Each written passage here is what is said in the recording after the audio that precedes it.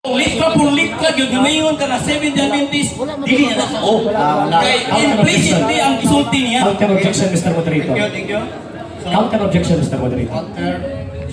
Mag-counter ko, Mr. Moderator. Nga naman, pinakauna, sa kanang ingon, given na ang Saint, mo man ang basis. St. Matthew chapter 5 verse 17 to 19. Mo man ang basis. Mo na among giargyuhan karon. 7 minutes na. O niya, ang iyang tawagan ng interpretation, gisunod niya St. Matthew chapter 5 verse 17 to 19. Kaya pangitaan ka ebidensya nga musuporta sa imuhang claim nga apil ang Seventh-day Adventist sa word nga bisang kinsa.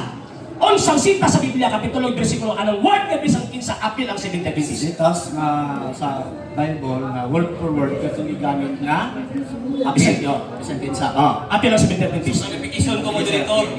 Tungod ba kay sa Mateo 5 19 nga nakita niya nga bisan kinsa gusto niya lain na pud nga verse mo ba na yung punto niya.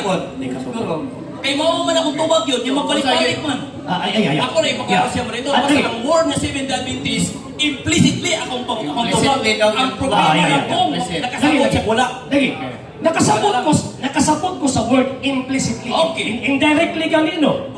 Pero ako pangutana kanang word nga indirectly nimo ba? Unsang support nimo nga evidence?